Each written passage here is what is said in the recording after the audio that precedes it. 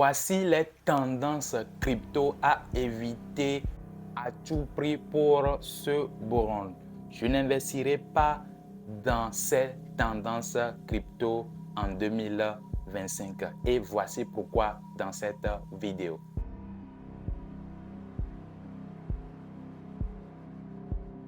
La première tendance crypto à éviter pour 2025, c'est la tendance de la GameFi. Parce que, pourquoi cette tendance-là? Au cycle précédent, avec des projets comme Axie Infinity, Mobox et consorts, on avait vu un modèle économique qui était basé sur la récompense des joueurs avec des tokens. Et c'est en cela que plus de 99%, 99,99% des projets crypto disaient qu'ils étaient des projets Web3. Or, on sait tous que quand on parle de Web3, c'est vraiment la blockchain qui caractérise ces jeux-là. Mais ces jeux-là, en découvrant au fur et à mesure, on a vu que ces jeux-là n'avaient rien de Web3 à part le fait d'offrir des récompenses en crypto. Ce que tout jeu, que ce soit GTA, tous les gros jeux que vous connaissez là pouvaient faire, tout simplement créer une passerelle de paiement et ajouter la crypto. Est-ce que la plupart de ces projets-là ont finalement fait, on a réalisé? Donc, il n'y avait pas vraiment une vraie proposition de valeur. Alors que c'était un secteur très lucratif et à très gros potentiel qui vaut des centaines de milliards de dollars. Au cycle précédent, comme en 2021, les joueurs étaient toujours encouragés à jouer parce que même si tu recevais le token, ils pouvaient pomper, tu pouvais le vendre. Mais quand la crypto ou bien le burn s'est terminé et les cryptos ont commencé par chuter, les récompenses ne venaient pas à temps ou bien ne venaient même plus du tout, ou bien même les récompenses que la plupart des joueurs recevaient des différents projets de Play to Earn ne valaient plus rien. Ces modèles de Play to Earn claqués au sol là ont finalement révélé leur vraie face avec le biais market qui était venu en 2022 jusqu'en 2023, mi-2023. On a vu que ces modèles de Play to Earn ou bien de GameFi là n'étaient pas du tout sustainable. Ça ne pouvait pas vraiment tenir. Donc cette proposition de valeur jusque-là n'était pas là. Et quand on voit un rapport en 2024 sur le secteur de la GameFi, on a vu plusieurs projets de GameFi qui ont tout simplement abandonné le projet parce qu'il n'y avait pas vraiment de proposition de valeur, il n'y avait pas d'utilisateurs pour jouer en fait. Donc ils étaient obligés de fermer. Ce secteur, avant qu'il ne revienne vraiment, qu'il ne puisse vraiment changer la donne du gaming et pouvoir vraiment apporter une proposition de valeur, il faudrait vraiment repenser les modèles, pas ces modèles tout simplement de tokens là. Il faut vraiment apporter quelque chose de fun parce que il faut savoir aussi que la plupart de ces jeux que voilà, ces projets de soi-disant Web3 gaming proposés là, c'était des jeux claqués au sol qui ne donnaient pas envie de jouer. Mais comme la plupart des joueurs, bon, ils jouaient parce qu'il y avait une certaine récompense, bon, ils étaient obligés de jouer. Parce qu'aujourd'hui, vous qui me regardez, je suis sûr que vous avez eu à jouer des jeux sans pour autant être payé. Vous prenez du plaisir à jouer à certains jeux, mais vous n'êtes pas payé forcément dans le jeu, mais vous sentez du plaisir à jouer ces jeux-là.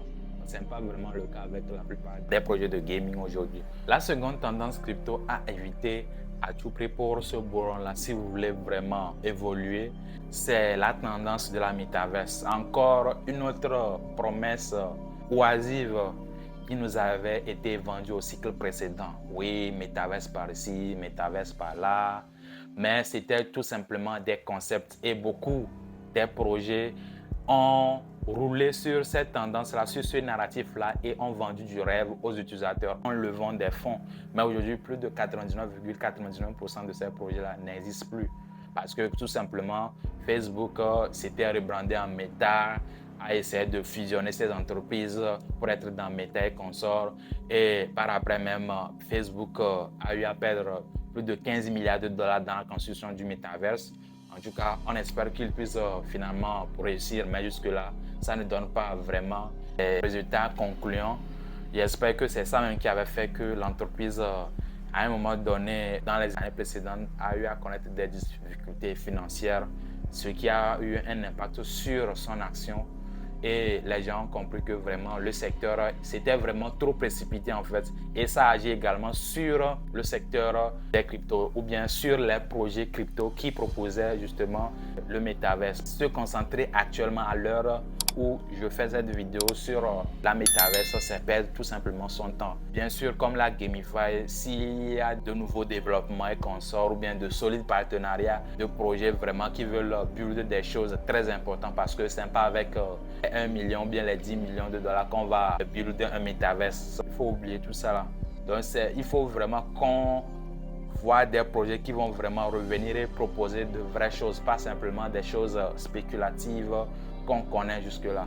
La troisième tendance crypto à éviter à tout prix pour ce bull si vous voulez vraiment vous positionner bien, c'est la tendance des DeSoc ou bien des decentralized social, tout simplement les réseaux sociaux soi-disant décentralisés. C'est une tendance également qui est sortie de nulle part et qui a également vendu du rêve. Il y avait un projet qui s'appelait Friendtech qui était venu, qui avait bien commencé, d'accord? Et on voyait par exemple des influenceurs qui pouvaient vendre des soi-disant qui, j'avais même eu à faire une vidéo sur le projet à l'époque où j'ai essayé de parler un peu du projet. J'ai donné également les failles et malheureusement c'est arrivé finalement. Ces différents projets-là, il y avait plus vraiment de propositions, de vraies propositions de valeur. Et il y a une chose aussi, ils rencontrent un très gros problème d'adoption. Parce qu'au début, pourquoi il y a une certaine illusion d'adoption? Parce qu'il y a les incentives ou bien les récompenses qui sont attachées. On vous dit, bon, venez vous connecter à tel réseau social décentralisé et vous serez payé en tel token.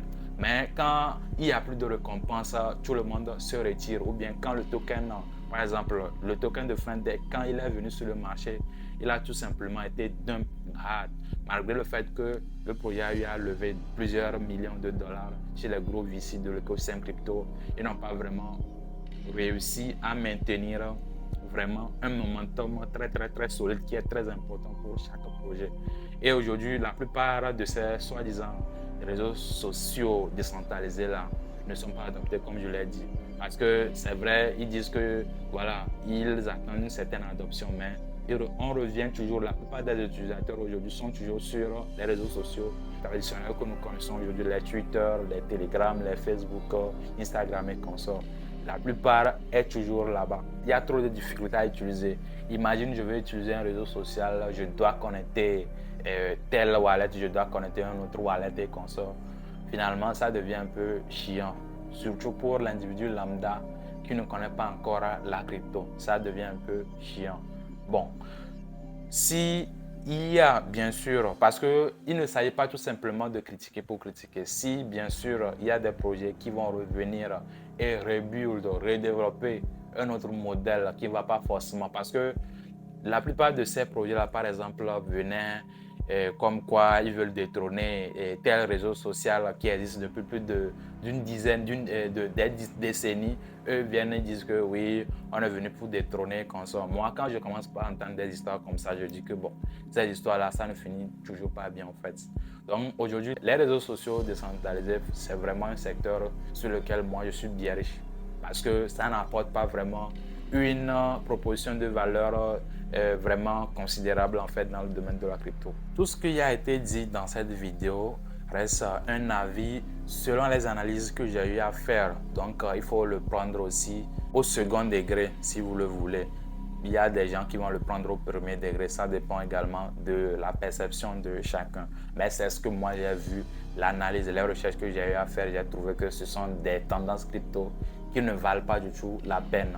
Par rapport à la vidéo précédente où on parlait des tendances crypto qui seront très hot et qui sont déjà pratiques, d'accord, contrairement à ce que nous sommes en train de voir actuellement. En tout cas, la plupart de ces tendances dont j'ai parlé dans cette vidéo, eux aussi, ils ont également essayé des choses, mais jusque-là, on n'a pas encore une vraie proposition de valeur pour convaincre le marché crypto pour pouvoir se positionner sur ces différents secteurs-là, qui sont des secteurs très importants, la Gamify, Metaverse, les réseaux sociaux décentralisés, parce que si aujourd'hui Les réseaux sociaux traditionnels que nous utilisons, par exemple, dans le domaine des réseaux sociaux, ont des problèmes. Comment on va pouvoir se gérer? Mais avec les réseaux sociaux décentralisés, ça pourra nous aider. Mais les projets qui se développent dans ce secteur-là restent un peu très superficiels, je peux le dire. Donc, on peut faire mieux, en fait, et dans d'autres secteurs. Donc, voilà, c'est mon avis. Dites-moi ce que vous en pensez dans les commentaires. Est-ce que j'ai raison? Est-ce que j'ai pas raison? Ou bien si vous avez des arguments que vous trouvez que j'ai tort. Nous sommes sur un espace d'échange. On peut échanger soit dans les commentaires ou bien voilà, dans notre groupe Telegram. Tous les liens sont en description. Donc voilà, on se retrouve dans une prochaine vidéo. C'était Satoshi Printa. Ciao.